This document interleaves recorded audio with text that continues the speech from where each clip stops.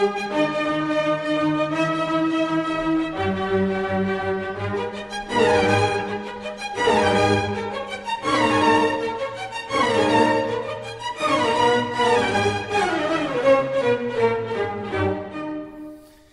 amis, bienvenue à cette quatrième séance de l'anthologie du bienheureux apôtre Paul.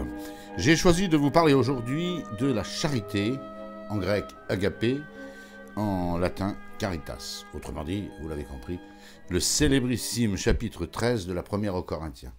Je le fais pour deux raisons. D'abord parce que ce texte est absolument incontournable et d'une beauté insurpassable, et ça fait partie des best-sellers de l'apôtre Paul. Et qu'on cite à tout propos, et peut-être que ce sera l'occasion de rectifier quelques propos qu'on entend à ce sujet, qui sont un peu bizarres.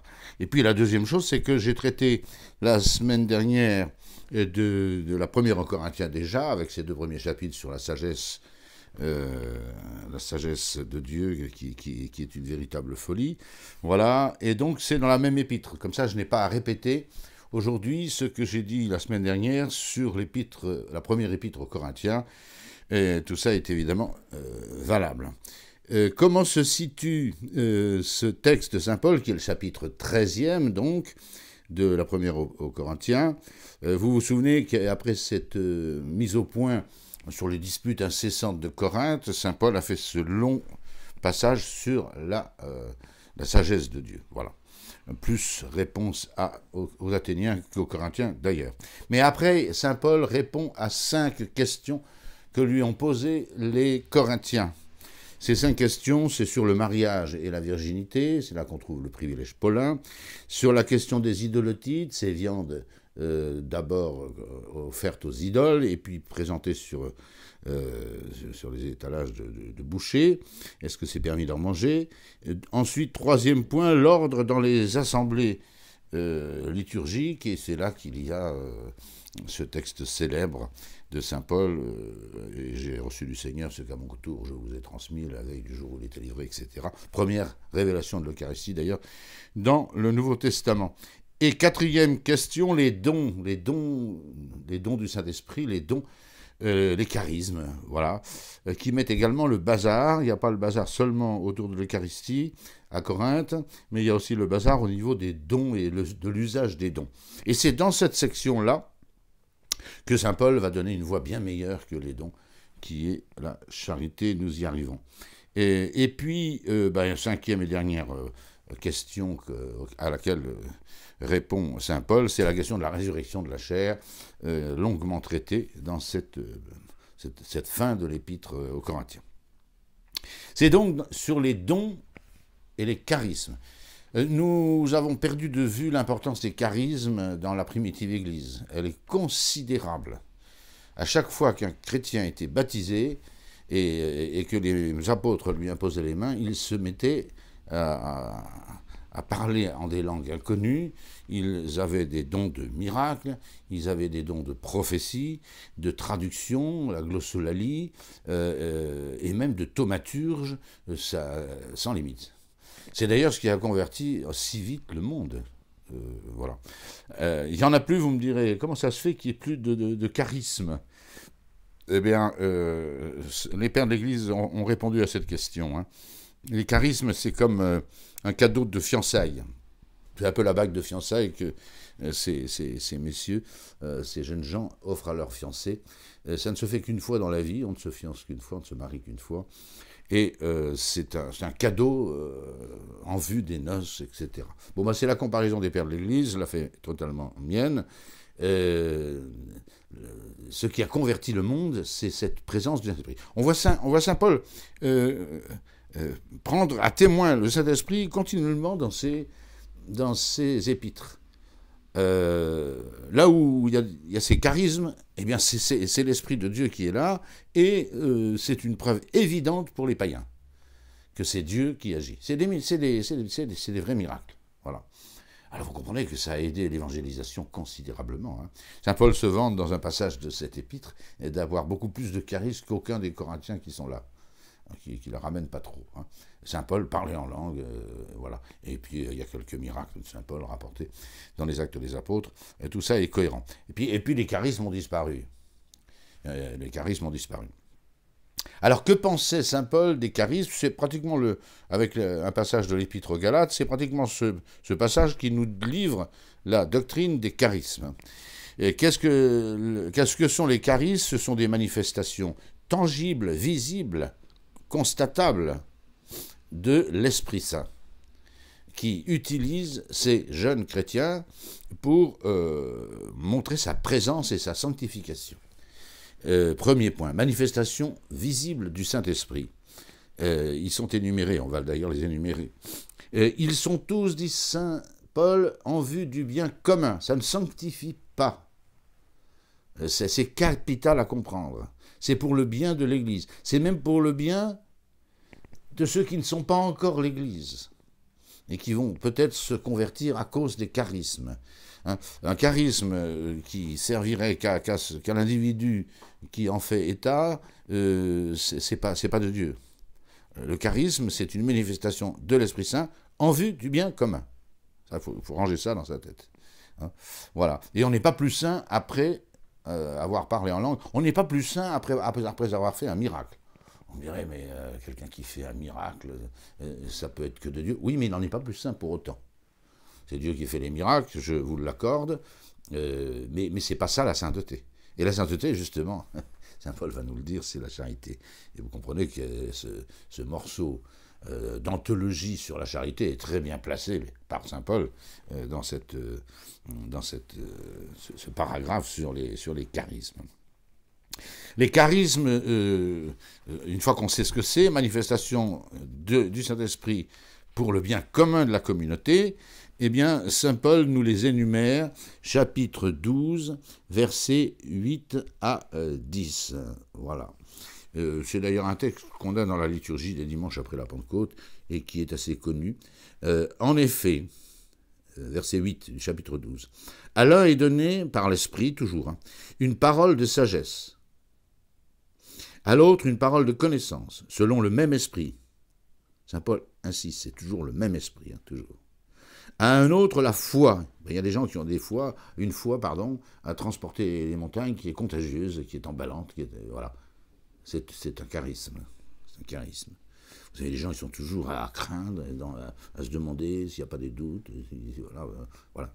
Ils ont peur de tout. Et on peut avoir ce charisme d'une foi intrépide, qui ne se retourne jamais en arrière, comme dit l'Évangile. À un autre, la foi, par le même esprit. À un autre, le don des guérisons. Ah oui, c'est déjà spectaculaire, là. Vous comprenez, les premiers chrétiens, par les charismes, arrivaient à guérir les épileptiques, et voire peut-être les cancéreux, même s'ils ne savaient pas ce que c'était, ils pouvaient guérir. Alors vous comprenez que l'expansion de l'Évangile est multipliée infiniment par ces dons. Et ils sont faits pour ça. À un autre, le don des guérisons, par ce seul et même esprit. À un autre, la puissance d'opérer les miracles. On en voit quelques-uns par Saint Paul. Il est dit dans les Actes des Apôtres que les chrétiens venaient simplement frotter un objet au mouchoir de Saint Paul. Et il était guéri. L'ombre de Saint Pierre, quand il faisait ses va-et-vient dans Jérusalem, l'ombre de Saint Pierre, c'est dans les Actes, guérissait les malades qu'on posait sur le bord de la route. Et ainsi de suite. C'est évidemment les apôtres qui ont eu les charismes, c'est-à-dire à profusion, plus que le chrétien lambda. Mais, comme c'est pour le bien commun, c'était pour tout le monde. Ça devait servir à tout le monde. À un autre, la prophétie. Très important, la prophétie. C'est-à-dire de parler au nom de Dieu. C'est pas tellement d'avancer, de prédire l'avenir comme le croient les enfants. La prophétie, c'est le parler au nom de Dieu. Et on verra que c'est le don principal des assemblées liturgiques de la primitive Église. Saint Paul a fini ces chapitres importants sur les charismes en disant que le plus grand des charismes, c'est la prophétie, c'est parler au nom de Dieu. Un autre, la prophétie. Un autre, le discernement des esprits. Ah oui, là où le Saint-Esprit agit, il peut toujours y avoir des contrefaçons du diable. Je renvoie aux exercices de saint Ignace qui a tout un passage, tout un chapitre, des chapitres sur le discernement des esprits. Un autre, la diversité des langues. Ben oui, les premiers chrétiens parlaient des langues qu'ils n'avaient pas apprises. Ils parlaient des langues qu'ils n'avaient pas apprises. Et c'est rudement utile pour l'évangélisation. Bon, ça... Ben, c'est le jour de la Pentecôte, souvenez-vous. Chacun entendait parler les apôtres dans sa propre langue. Voilà exactement ce don des langues. À un autre, le don de les interpréter. Alors c'est amusant parce qu'il y en avait qui parlaient en langue qu'ils ne connaissaient pas, mais si personne ne connaissait cette langue, ça ne servait pas à grand-chose. Hein. D'autant plus que si quelqu'un se met à me parler tamoul, ou turkestan, ou j'en sais rien, moi je ne vais même pas repérer que c'est du tamoul, voilà, ou du chinois, voilà. Et il y avait un autre don pour interpréter dans la langue connue, se parler en langue des autres. Mais c'est toujours le seul et même esprit qui produit tous ces dons, les distribuant à chacun en particulier comme il lui plaît. Voilà. Avant d'aborder cette anthologie du chapitre 13 sur la charité, saint Paul a une longue digression que je trouve très amusante personnellement et qui est très peu connue. Et c'est pourquoi je m'en vais vous la lire. Ça, c'est le génie de saint Paul. Saint Paul dit que tous ces dons divers, variés, multiples, colorés et efficaces, etc., dans les assemblées, c'est bien, mais il ne faut pas oublier que c'est pour l'assemblée et que les chrétiens ne forment qu'un seul corps. Et donc il ne s'agit pas de la ramener, de briller avec ses dons, etc. Tous les organes du corps, nous dit saint Paul, sont pour le bien du corps et pas pour les organes eux-mêmes. Celui qui tire un profit personnel d'un charisme se trompe certainement. Et ça, saint Paul y attache une importance considérable. Il n'y a pas d'épître de saint Paul où il ne revendique pour les chrétiens l'unité, la communion des chrétiens entre eux. Et là, vous avez un exemple où saint Paul se laisse aller, c'est presque enfantin. Voilà. Mais c'est tellement du saint Paul que je ne résiste pas au plaisir de vous le lire. Car comme le corps est un, et il a plusieurs membres, et comme tous les membres du corps, malgré leur nombre, ne forment qu'un seul corps, ainsi en est-il du Christ. Cette assemblée chrétienne, hein, c'est le Christ, et chacun est un membre du Christ. C'est une doctrine que saint Paul reprendra considérablement. On le verra dans l'épître aux Éphésiens, où il y a tout un chapitre sur ce corps unique que forment les chrétiens, le corps du Christ, qui est l'Église. Voilà. Mais là, saint Paul va être extrêmement précis, si je puis dire, anatomique, pour que chacun ne parte pas dans sa direction. Car c'est le but de saint Paul, c'est que les assemblées soient propres, clean, et que ceux qui ont des charismes les mettent au service du tout, de la communauté. Alors, puisqu'il a pris l'exemple du corps, qui est beaucoup plus qu'une métaphore, hein, c'est une analogie, et donc il y a exactement entre les membres de l'Église et ceux du Christ, il y a une communauté d'êtres, hein, en quoi consiste l'analogie, comme les philosophes nous l'enseignent. Hein. Voilà. Tous, en effet, ont été baptisés dans un seul esprit. Les charismes sont la manifestation de l'esprit. Or, l'esprit, il n'y en a qu'un. Tout le monde a été baptisé dans l'esprit. Les charismes qui divisent, c'est pas de Dieu. Et c'est à fuir. Soit juif, soit grec. Soit esclave, soit libre. Nous avons tous été abreuvés d'un même esprit. C'est beau cette expression. Voilà. Ah ben c'est comme un corps. Paul va insister, un corps, il faut qu'il boive. Sinon il dépérit. Nous avons tous été abreuvés du seul esprit. Ainsi, le corps n'est pas un seul membre, mais il est formé de plusieurs. Et c'est ce passage que j'aime bien. Les enfants peuvent comprendre ça très facilement. Et saint Paul y insiste, mais lourdement. Et c'est presque amusant, moi je trouve. Si le pied disait « Puisque je ne suis pas la main, je ne suis pas du corps », en serait-il moins du corps pour cela ? Un pied qui a envie de devenir la main. Ah ben la main c'est plus rapide, c'est plus agile, c'est mieux. Non.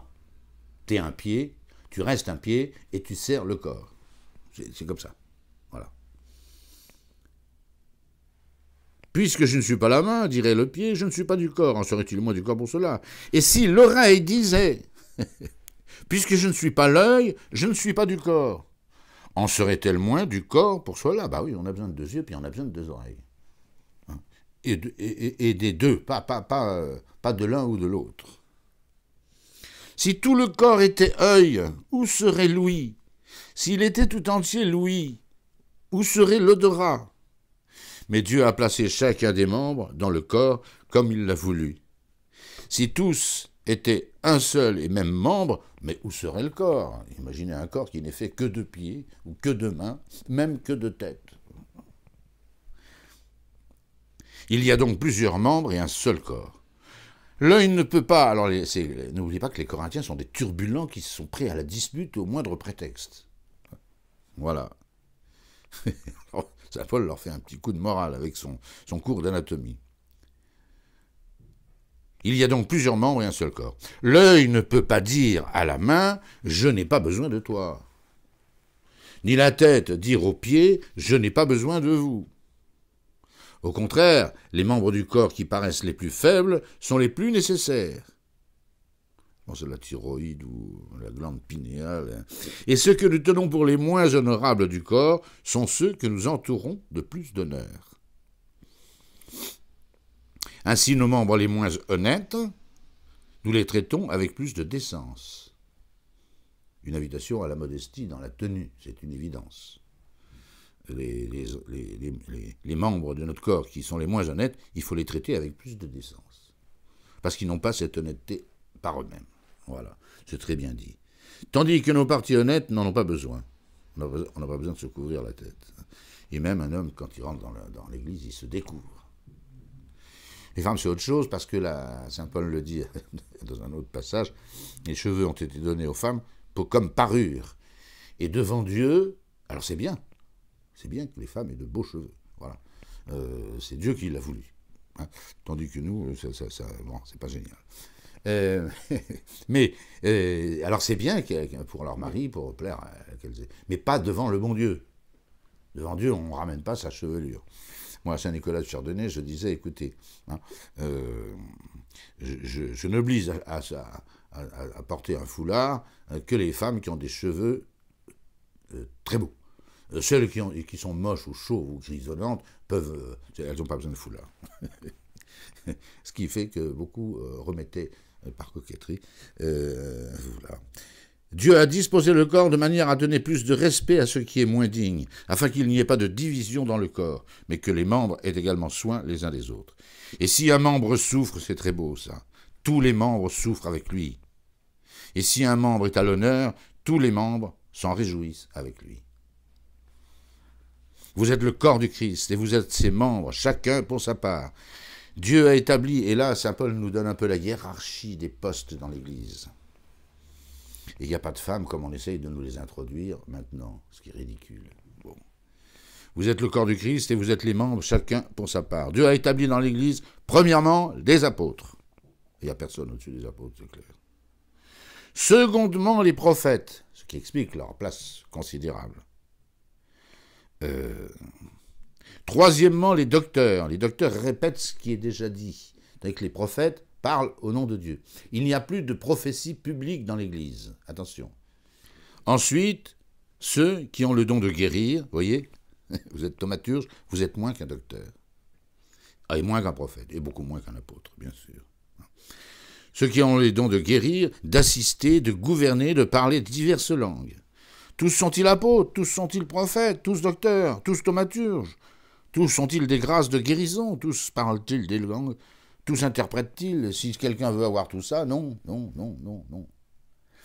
Alors qu'est-ce qu'il faut rechercher? Eh bien c'est là l'introduction de ce célébrissime chapitre 13. Voilà. Aspirer au don supérieur. On pourrait croire que c'est la prophétie. Elle est en très bonne place, je vous l'accorde. Je vais vous montrer une voie excellente entre toutes. Voilà. Alors là, attention, on n'est plus dans le charisme. Le charisme qui est pour le bien commun de la communauté, sous le contrôle des apôtres. Voilà. C'est pour tout le monde, et ça sanctifie, hein, ça s'appelle la charité. Alors, ce chapitre 13 de la charité, avant de voir comment il est fait, il est hyper bien fichu, hein, il faut préciser quelques petites choses, et en particulier sur le langage. On entend ce texte, chapitre 13, à toutes les messes de mariage, en se débarrassant d'ailleurs du magnifique texte aux Éphésiens, mal compris, sur le mariage, et puis on remplace le mot charité par amour. Alors là, c'est catastrophique. C'est catastrophique. Si les apôtres n'ont jamais employé, hein, ils écrivent en grec, hein, Eros ou même Philia, c'est qu'il y avait une raison précise. Les apôtres sont allés chercher un vocabulaire, agapé, en désuétude depuis des siècles, qu'on trouve dans la littérature classique chez les Grecs, hein, mais qui était perdu de vue, agapé. Voilà. Et ce qui fait que les apôtres lui ont redonné une signification, un sens, un emploi. Mais ils n'ont pas utilisé, et volontairement, ils n'ont pas utilisé Eros. C'est clair. Le mot Eros, et surtout chez les Grecs, hein, est beaucoup trop ambigu, ou même il n'est pas ambigu du tout, c'est-à-dire qu'il désigne l'amour physique. Voilà. Avec cette expression qu'on a en français, qui dit exactement ce qu'est Eros, hein, cette expression misérable, faire l'amour. On ne pense pas aux âmes, là. Hein. Voilà. Alors, il n'y a pas une fois dans le Nouveau Testament le mot amor pour désigner la charité. Jamais, jamais, jamais. C'est toujours agapé. Il y a philia, qui est employé une seule fois dans Tite 3, 4. Philia, Dieu a manifesté par le mystère de l'incarnation son amitié philia, hein, pour les hommes. C'est tout. C'est tout. Sinon, vous trouverez toujours agapé, des centaines de fois. Aussi bien chez saint Paul que chez saint Jean, qui en parle également beaucoup. Ça, c'est capital à comprendre. Alors, quand j'entends, moi, dans ces messes de mariage, l'amour et ceci, l'amour et cela, l'amour et cela, bon. Le français est la langue la plus catastrophique pour exprimer l'amour. On n'a qu'un seul terme. Amour. Et évidemment, comme on n'a qu'un seul terme, on est bien obligé de le mettre à toutes les sauces. Les Anglais ont tout like, hein, et tout love. Bon, c'est déjà... il y en a peut-être d'autres, je ne suis pas un anglophile confirmé, mais enfin, ils ont au moins deux mots entre aimer le chocolat et aimer sa femme, il y a une nuance, quoi. Bon, voilà. Mais l'agapé n'est jamais concupiscente. Jamais, jamais, jamais. Alors justement, on va essayer de savoir ce que c'est que cet agapé. En latin, en grec, agapé, en latin, caritas, en français, charité. Et ne tombez pas dans ces modernistes-là qui comprennent rien à rien et qui nous mettent de l'amour à toutes les sauces. Toutes les sauces. Voilà. Avec toute l'ambiguïté qui en relève. Si vous faites de l'amour, du sexe, vous comprenez, vous pouvez aller, le sexe excuse tout, il croit tout, il espère tout, il supporte tout. Non mais attendez, on est où là? On est dans un lupanar, on n'est plus dans un texte révélé sous la plume de saint Paul. Hein, voilà. Je pense que vous m'avez compris. Hein. Agapé. D'ailleurs, et ça c'est le deuxième point que je vais soulever, hein, il n'y a pas de bonne définition de l'agapé. Vous me direz, mais alors on perd notre temps là. Non, non, non, non, on perd pas notre temps. Il n'y a pas de bonne définition de l'agapé parce qu'il ne peut pas y en avoir. Et voilà peut-être le grand mystère de ce mot agapé, hein, ressorti des valises par nos admirables apôtres. Voilà. Il n'y a pas de bonne définition de l'agapé, de la charité, de la caritas. Il n'y a pas de bonne définition. Et pourquoi ? Parce que si vous avez bien compris, comme dit Saint Jean, génialement, hein, il nous dit ça dans sa première lettre, hein, Dieu est charité. Or, il n'y a pas de bonne définition de Dieu.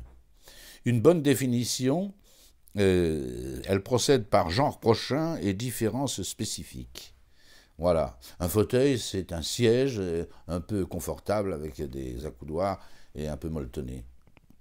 Mais c'est dans le genre siège. Voilà. Une mobilette, c'est un cycle, un bicycle, hein, mais il se trouve qu'il est motorisé, vous n'avez pas besoin de pédaler. Bon, etc., etc. Je ne vais pas vous faire tout le dictionnaire. Dieu ne peut pas être mis dans un genre. J'explique ça dans ma deuxième leçon de catéchisme, vous pouvez vous y reporter. On ne peut pas classer Dieu dans un genre. Même quand on dit Dieu est un être qui, ce mot être n'a pas la signification d'un genre, mais pas du tout. Dieu est tellement transcendant qu'on ne peut pas le mettre dans un genre. Dès lors, il n'y a pas de bonne définition de Dieu. J'allais dire la meilleure, c'est celle qu'a tentée Saint Jean, Dieu est charité. Hein. Comme on ne sait pas ce que c'est que la charité, on n'est pas guère avancé. Bah oui, Dieu est un mystère. Mais le moyen d'approcher ce mystère de plus près, c'est l'agapé. C'est clair. Alors, vous n'allez pas trouver dans ce texte génial de saint Paul, vous n'allez pas trouver de définition de la charité. Parce que ça n'existe pas. C'est le mystère intime, profond de Dieu, en Dieu, pour Dieu. C'est ça la charité. D'où le génie de saint Jean. Dieu, et qu'est-ce que Dieu hein, nul ne l'a jamais vu, on ne sait rien dire sur lui, il est tellement grand, tellement transcendant on ne peut pas s'en faire un concept, une représentation. Hein. L'essence de Dieu, c'est d'exister. Qu'est-ce que c'est que c'est exister c'est pas le fait d'être, c'est la communication de l'être en permanence, à commencer par lui. Qu'est-ce qui fait que Dieu est Dieu? C'est Dieu, ça nous dépasse complètement. Mais la meilleure approche de Dieu, son intimité intime, j'allais dire, c'est sa charité. C'est la charité. Elle est en Dieu, la charité. Elle n'est pas en Dieu comme en nous. La charité est en nous aussi, mais en Dieu, Dieu est charité. Alors, qu'est-ce que va faire saint Paul pour montrer aux Corinthiens cette voie excellente entre toutes? Il va décrire la charité, non pas la définir, mais la décrire. Et nous dire ce qu'elle fait, ce qu'elle ne fait pas, ce qu'elle doit faire, ce qu'elle ne doit pas faire. Et puis sa beauté. Alors, il y a 3 parties dans ce texte, je ne veux pas être trop long, hein, il y a 3 parties dans ce texte, c'est capital. La première, c'est de dire ce que la charité n'est pas. Et ça, c'est directement à l'adresse des Corinthiens, qui cherchent les dons un peu croustillants, dons des miracles, parler en langue. C'est intéressant. Imaginez que dans une assemblée, en allant à la messe, vous puissiez parler arabe avec un arabe, hébreu avec un juif, chinois avec un chinois. Vous pourriez un petit peu la ramener. Hein. Bon, voilà. Moi, j'admire beaucoup les gens qui parlent 6, 7, 8 langues. Je ne sais pas comment ils font, mais bon, au point de vue cérébral, il y a un prisme, enfin, qui est étonnant. Mais là, c'est tout autre chose. C'est miraculeux, bien sûr, les charismes. Voilà. Alors, saint Paul va nous dire déjà, voilà, que les dons les plus merveilleux qu'on pourrait imaginer, si j'ai pas la charité, 0. Vous entendez? 0. Alors, comprenez, courir après ces charismes pour épater la galerie, on est en dehors du christianisme. La véritable, le bon chemin, hein, la voie excellente entre toutes, c'est la charité. Alors, saint Paul prend tout d'abord les langues, quand je parlerai les langues des hommes et des anges, si je n'ai pas la charité, je suis un airain résonnant ou une cymbale retentissante. D'abord, les comparaisons de saint Paul sont toujours extrêmes. Voilà. Évidemment, parler les langues des hommes, c'est déjà difficile, mais les apôtres l'ont fait. Et des anges, alors là, parler la langue des anges, ciel, au ciel peut-être en Dieu, on pourra parler les langues des anges. Mais si tant est d'ailleurs que les anges aient des langues, parce que ils n'ont pas besoin de concepts comme nous, ni de les exprimer par des mots. Enfin bref, c'est autre chose. Si je n'ai pas la charité, ça ne me sert à rien, je ne suis rien. Il y a la place qu'occupe la charité. Voilà. Là, c'est directement le monde surnaturel. Quand j'aurai le don de prophétie, ça c'est capital, c'était le plus grand des dons, parler au nom de Dieu. Que je connaîtrai tous les mystères et que je posséderai toute la science. Quand j'aurai même la foi jusqu'à transporter les montagnes. Des fois, on dit que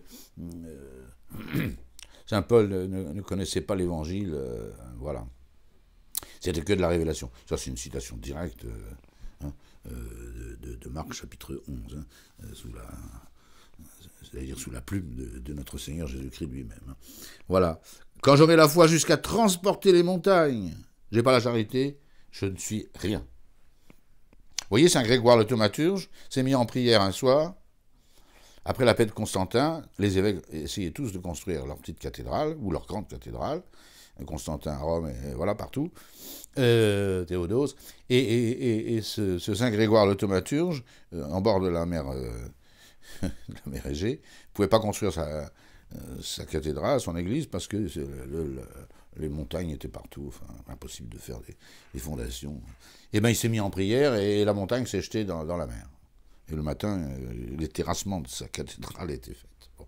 Il a aussi détourné une rivière en plantant sa crosse. Enfin, voilà. C'est ça qui fait la sainteté de Saint Grégoire le Thaumaturge, mais alors pas du tout. Parce qu'on peut lui appliquer ce que dit Saint Paul. On peut lui appliquer. S'il n'a pas la charité, ça sert à quoi, ça? Et la charité, c'est tout autre chose. C'est une voie merveilleuse, une voie excellente entre toutes. Et quand je distribuerai tous mes biens aux pauvres, alors ça c'est bien plus fort, parce que distribuer tous ces biens aux pauvres, par définition, semble être une œuvre d'une exquise charité. Quand je distribuerai tous mes biens aux pauvres, je peux encore faire ça sans charité. Même ça, je peux le faire sans charité. Je peux le faire par gloriole, je peux le faire pour me faire mousser, je peux le faire... Voilà. Alors on voit que la charité est très mystérieuse, J'essayerai, moi, de vous dire un petit peu ce que je pense de la charité tout à l'heure. Quand je distribuerai tous mes biens aux pauvres pour leur nourriture, quand je livrerai mon corps au flammes, vous me direz, mais ça sert à quoi de livrer son corps? Oui, en matière de pénitence, c'est pas mal quand même. Il y a beaucoup de saints martyrs du début de l'Église qui ont été brûlés vifs. Bon. Notre Sainte Jeanne d'Arc a été brûlée vive. C'est pas ça qui fait qu'elle est grande. C'est sa charité pour le Seigneur, mais c'est évident. Saint Laurent, on l'a mis sur un grill et au bout de quelques temps, il a demandé qu'on le retourne. Tellement il était heureux de souffrir. Alors ça, c'est la charité. De souffrir pour le Seigneur avant d'aller le rejoindre. Là, on voit la charité. Là. On n'est plus de... si je n'ai pas la charité, ça là ne sert de rien. Donc déjà, on calme les Corinthiens. Il y a une voie excellente. Et à la limite... Si vous n'avez pas cette voie excellente, tout le reste, c'est à mettre à la poubelle. J'ai bien dit mettre à la poubelle. Voilà. Deuxième partie, c'est une description de la charité. Comment elle fait?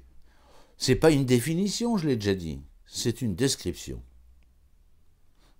Alors là, et en plus, elle est personnifiée. Vous voyez? C'est pas celui qui a la charité qui est patiente, bonne, pas envieuse, etc. C'est la charité elle-même. Elle est comme personnifiée. C'est pas étonnant que la charité soit personnifiée, puisque Saint Jean nous dit que Dieu est charité. Eh bien, c'est une description de Dieu. Et de ça je ne l'ai pas dit, mais c'est l'occasion de le dire, la charité, elle est en Dieu, fondamentalement. Elle est Dieu. Elle est Dieu. Elle n'est pas seulement en Dieu. Les attributs de Dieu se confondent tous avec son essence, sa nature, ou son... Voilà. C'est pas une chose dans une autre, c'est la même chose. Voilà, les attributs de Dieu sont un dans l'essence de Dieu. Bon. Alors, on nous décrit pratiquement Dieu. La charité est patiente. Petite parenthèse, il y a tellement de choses à dire sur ce texte merveilleux, hein, l'Église l'a mis à la quinquagésime. C'est formidable. L'évangile qui va avec, hein, c'est Jésus qui annonce sa passion aux apôtres en montant à Jérusalem. Et il va te livrer aux païens, on va cracher sur lui, il sera flagellé, et on le fera mourir sur une croix, comme le dernier des esclaves. Voilà. Quel est ce moteur intime du Christ qui monte à Jérusalem pour y être crucifié pour nos péchés? C'est évidemment la charité. Et même le mystère de la croix, sans la charité immense, infinie du Christ, ne nous aurait pas sauvés. C'est la charité du Christ. Saint Paul le dit très bien dans l'Épître aux Hébreux. Hein. Voilà. Et, il s'est livré dans l'Esprit Saint, par l'Esprit Saint, au travers de l'Esprit Saint, dit Saint Paul. Mais c'est un autre chapitre. Alors, la charité, elle est patiente. Ah oui, Dieu est patient avec nos péchés. Hein. Voilà. Et nous devons être patients avec les péchés des autres. Ils nous enquiquinent, soyons patients. Elle est bonne. Vous savez, des gens mauvais. Chaque fois qu'ils approchent quelqu'un, c'est ses défauts qui les intéressent. La charité ne fait pas comme ça. La charité n'est pas envieuse. Oh là là. Hein. Les carrières, tout cela, hein, que je m'y mette. Hein. La charité n'est point inconsidérée. Parfois, dans la vie des saints, il y a des choses qui sont un petit peu limites. Hein. Je pense au Fioretti de Saint-François. Quand un frère est très malade, un autre vient le voir, plein de charité, dit « Qu'est-ce qui te ferait plaisir ?» il me dit « Ce serait un jarret de porc ou je sais pas quoi. » Il prend son couteau, il va dans le premier champ venu, il coupe un porc qui ne lui appartenait pas, il le fait cuire et il l'apporte à son... Voilà. Elle est un peu inconsidérée, cette charité. Mais on voit que c'est la charité, là. Voilà, c'est la charité. Elle n'est pas inconsidérée. Elle ne s'enfle pas d'orgueil. Ah ben ça, c'est clair. Voilà. Je ne vais pas vous refaire mon petit couplet sur l'humilité de Dieu. Hein. Les gens sont stupides. Ils disent que quelqu'un quelqu'un qui n'a pas besoin d'être humble est forcément orgueilleux. Non mais, c'est n'importe quoi. Hein. Dieu casse tout ça. Dieu n'est pas humble du tout, parce qu'il ne peut pas être humble. Est-ce qu'il est orgueilleux? Oh. Est-ce que Dieu est orgueilleux? Comment voulez-vous que Dieu soit jaloux? Ou aspire à plus grand qu'il n'est? Non mais on est tout de suite dans le délire, là. Voilà. La charité ne s'enfle point d'orgueil. Ça, c'est valable pour nous, hein, attention. Hein. Elle ne fait rien d'inconvenant. Chaque fois, on pourrait faire une retraite de 8 jours là-dessus. Voilà. J'ai entendu dire qu'un prêtre enterrait un enfant de 10, 12, 13 ans, hein, et puis il annonce à toute la foule, si on se met à prier tous comme ça à fond la caisse, hein, cet enfant va ressusciter. C'est inconvenant, ça. Il n'en savait rien. Alors si tu n'en sais rien, tu te tais. Et il a fait prier les gens pendant des heures, hein, et puis qu'est-ce qui s'est passé? Il s'est passé rien du tout. Alors c'est se moquer de la religion. Hein. La charité ne cherche pas son propre intérêt. Elle ne s'irrite point, les petits coléreux à 3 balles, ils n'ont pas la charité.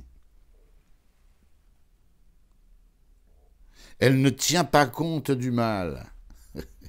Ça va loin, ça. Hein. Voilà. Elle ne prend pas plaisir à l'injustice. Ça, non. Maintenant, la charité, c'est d'admettre tout. Ça n'a aucun sens. Les LGBT, l'euthanasie, l'avortement. Hein, oui, vous voyez qu'on peut utiliser ce texte de façon folle. Comme disait Chesterton, le monde est rempli de vertus chrétiennes devenues folles. Voilà. Non, la charité ne prend pas plaisir à l'injustice, mais elle se réjouit de la vérité. Et puis ces quatre pratiques de la charité, hein. Elle excuse tout. Oui, l'homme qui a péché doit toujours être excusé. Ça, c'est vrai. Mais pas son injustice. Allons, et Saint Paul le dit très bien. Hein. Elle excuse tout. Elle croit tout. Ah oui, moi j'ai fait une vidéo sur la résurrection de la chair, parce que beaucoup de chrétiens ne croient pas à la résurrection de la chair. Ça leur paraît trop Ben, la charité croit tout. Tout ce que Dieu révèle, hein, elle le croit. Elle espère tout. On pourrait commenter des heures chacun de ces points. Hein. Voilà. On dit que Saint-Vincent Ferrier disait, racontait, c'est vrai, hein, dans ses sermons, que Judas était sauvé. Bon, notre Seigneur dit le contraire, donc il se trompait là, le Saint-Vincent Ferrier. Mais en tous les cas, il a ressuscité 42 morts. Hein. Alors moi, je ne discute pas avec des gens qui ressuscitent 40 morts. Hein. À mon avis. Mais c'est pas ça qui a fait que Saint-Vincent Ferrier est immense. Comme pour tout le monde, c'est sa charité. Voilà. On le voit rentrer dans une maison où il y a 2 enfants qui viennent de mourir. Il les ressuscite comme ça, et puis il sort sans dire au revoir à la maman. Elle excuse tout, elle croit tout, elle espère tout, et elle supporte tout. Elle supporte tout. Ah, c'est trop, les gens sont trop méchants, je peux plus, j'arrête, c'est fini. Non, non, non. Il n'y a pas de charité, là. Vous voyez, alors, on ne fait que lire.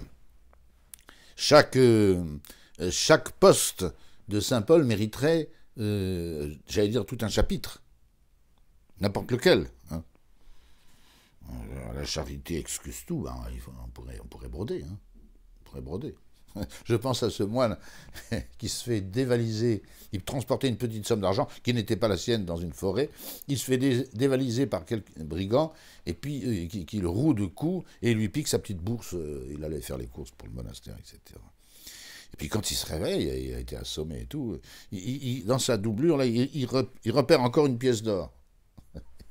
Il court après les brigands. Il a dit, vous avez oublié ça. Les brigands étaient tellement effarouché qu'il a réussi à les convertir avec ça. Voilà, elle supporte tout, la charité. Voilà. Saint Paul, qu'est-ce qu'il a supporté? Les bastons, les lapidations, les 40 coups de fouet moins un, puis surtout la flagellation romaine, il l'a subi. Hein. Voilà. Et ensuite, dernière répartie, et je vais vous laisser, c'est l'éminence de cette charité. Bah forcément. Quand on voit ce dont elle est capable, alors c'est l'éminence. Alors la charité, attention, c'est Dieu. Elle est en Dieu, c'est très mal dit, mais c'est bon, on va le dire. Et la charité vient de Dieu. Et il n'y a que Dieu qui fabrique la charité. Comprenez bien une chose. L'homme est capable de 2 amours. Je ne parle pas de l'amour sensible, la passion. On aime une chose, nous, dans ce monde, parce qu'on la trouve bonne. On la trouve bien. Et qu'est-ce que c'est que l'amour l'amour humain, dans ce monde? C'est le mouvement qui me porte vers le bien. Voilà ce que c'est que l'amour. Voilà. Il y en a qui aiment bien le rugby, il y en a qui aiment bien la natation, il y en a qui aiment bien... Bon, c'est ce mouvement qui les porte vers ce bien, ou cette chose considérée comme un bien. Dieu n'aime pas les choses de cette manière, mais alors pas du tout. Dieu est tout bien. Tout bien. Il ne peut pas se pencher en disant « Ah, ça c'est bien ». Non, non. Tout bien est en Dieu. C'est ce qui faisait dire aux Grecs qu'il n'y avait pas d'amour en Dieu. Ah, erreur. Mais ils avaient raison, les Grecs. Comprenez ce que je veux dire. Quand on définit l'amour comme le mouvement qui me porte vers le bien, ben, il n'y en a pas en Dieu. Et là, les Grecs avaient raison. Ils n'ont jamais imaginé que Dieu puisse être bon. C'est quand même fou, ces Grecs d'une intelligence énorme. Ils ont même presque deviné le verbe de Dieu. Hein. Le logos du logos, dit Aristote en parlant de Dieu. On est à 2 doigts d'affirmer que Dieu a un verbe. Bon. Par contre, il n'a pas ça d'amour. Et pourquoi il n'a pas ça d'amour? Ben, si l'amour est le mouvement qui me porte vers le bien, comme Dieu est tout bien, le souverain bien, comme il disait, ben, il ne peut aimer que lui. Et encore, il n'y a pas d'amour en Dieu. Et le Dieu des Grecs n'a pas d'amour. Vous vous rendez compte? Un Dieu sans amour, c'est l'horreur. On est tellement habitués, nous, à ce que Dieu soit bon. Hein. Le bon Dieu, on l'apprend à nos bébés. Hein. Le bon Dieu, Dieu est bon. Heureusement pour nous. Et puis il est bon. Alors qu'est-ce qu'il fait? Ben, comme il est le seul, non pas à posséder la charité, à être la charité, il nous communique cette charité. De sorte que l'homme est capable d'aimer, non pas des choses mauvaises, parce que ça c'est interdit par la charité, mais d'aimer ce qui porte des choses mauvaises. Par exemple, nos ennemis. On est capable d'aimer nos ennemis. Le Seigneur nous en a même fait un devoir. Pas facile. C'est probablement la chose la plus difficile de l'Évangile, de continuer à aimer des gens qui vous font du mal. Il ne faut pas aimer leur mal, il faut même le dénoncer. La charité ne se réjouit que de la vérité, mais jamais de la justice. Hein. Mais, comment aimer un ennemi en tant qu'ennemi? Ben, ça ne peut pas se faire de l'amour naturel. En tant qu'ennemi, un ennemi n'est pas aimable du tout, pas un peu, rien du tout. Mais si vous êtes comme Dieu, si vous ressemblez à Dieu, à ce moment-là, vous pouvez faire la même chose que Dieu. Hein. Et voilà pourquoi saint Paul dit clairement, et ce texte tombe parfaitement dans mon propos, dans l'Épître aux Romains, Caritas Dei diffusae in cordibus vestris, la charité de Dieu a été répandue dans vos cœurs par l'Esprit Saint qui vous a été donné. C'est l'Esprit Saint, et voilà pourquoi il se manifestait au baptême. C'est charisme, c'est cette charité. L'Esprit Saint inocule en nous la charité de Dieu. Dieu comme charité. Voilà. Dieu en tant que charité.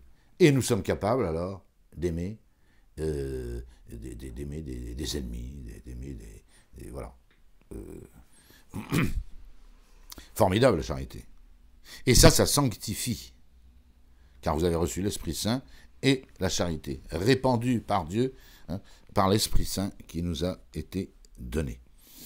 Voilà. Alors, saint Paul va terminer par l'éloge de la charité. Hein. Elle est éternelle, la charité. Elle demeure pour toujours. C'est le seul point de contact entre le ciel et la terre. C'est la seule chose commune entre le ciel et la terre. Le ciel, Dieu, ses anges et ses élus. Et puis nous, la charité. C'est la seule chose qui nous relie. Tout le reste va disparaître.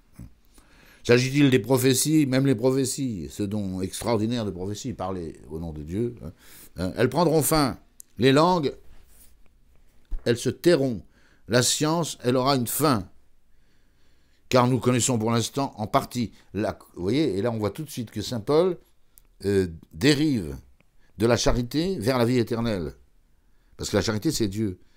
Et on sera vraiment dans la charité que quand on aimera Dieu comme on le voit.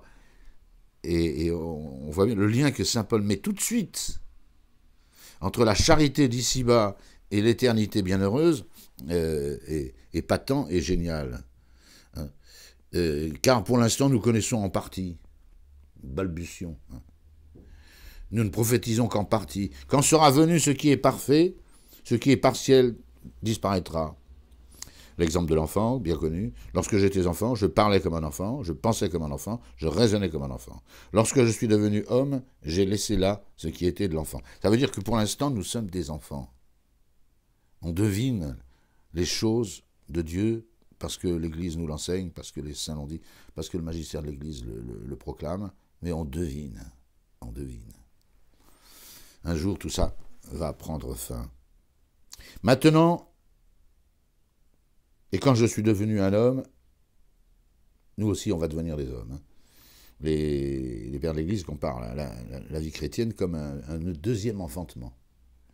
On a passé 9 mois dans le ventre de notre maman, et puis un jour, on est sorti à la lumière du soleil. C'est exactement pareil. Saint Paul, d'ailleurs, parle des douleurs de l'enfantement pour enfanter ces chrétiens. Enfanter. Nous sommes à tâtons, là, encore. On cherche un peu la lumière à droite, à gauche, dans les cours, dans l'Écriture sainte, bien sûr, où elle est manifeste. Et puis un jour, on va découvrir la lumière de Dieu dans sa pureté infinie, quoi. Voilà. Quand je suis devenu adulte, c'est ce qui va nous arriver. On doit devenir adulte par la vie éternelle. J'ai laissé ce qui était de l'enfant. Maintenant, nous voyons comme dans un miroir. C'est la foi. Je ne vois pas Dieu, moi. Dieu, je le vois dans un miroir. la création, la grâce, le Saint-Esprit. Je le vois dans un miroir. Rétro, là, mais je le vois dans un miroir. Je ne vois pas Dieu comme ça. Ça, j'en dis la même chose. Deus nemo vidit unquam. Dieu, personne ne l'a jamais vu. Personne. Voilà. Mais un jour, on le verra. Et là, saint Paul continue, hein, ce lien entre la charité et la vie éternelle est saisissant. Hein. Quand je suis devenu homme, j'ai laissé ce qui était de l'enfant. Maintenant, nous voyons dans un miroir, d'une manière obscure, mais alors nous verrons face à face. Aujourd'hui, je connais en partie. Alors, je connaîtrai comme je suis connu. Apportez-vous à ma vidéo sur sur le psaume 135 que j'ai commenté, le psaume de David dit la même chose. Illuminetur videbimus lumen. C'est dans ta lumière que nous verrons la lumière. Maintenant, ces trois choses demeurent, la foi, l'espérance et la charité. Mais la plus grande des trois, c'est évidemment la charité. Voilà pourquoi c'est le souhait continuel des apôtres. Je prie, dit saint Paul, pour que votre charité grandisse de plus en plus, jusqu'au jour de notre Seigneur Jésus-Christ. Ce lien entre la charité et la vie éternelle est évident, puisque c'est la seule chose commune entre ce monde, où nous voyons tout comme dans un miroir, comme des papillons de nuit, là, qui ne savent pas très bien où ils vont, mais quand même, il y a assez de lumière pour savoir que là-haut, la lumière nous attend. Je vous remercie.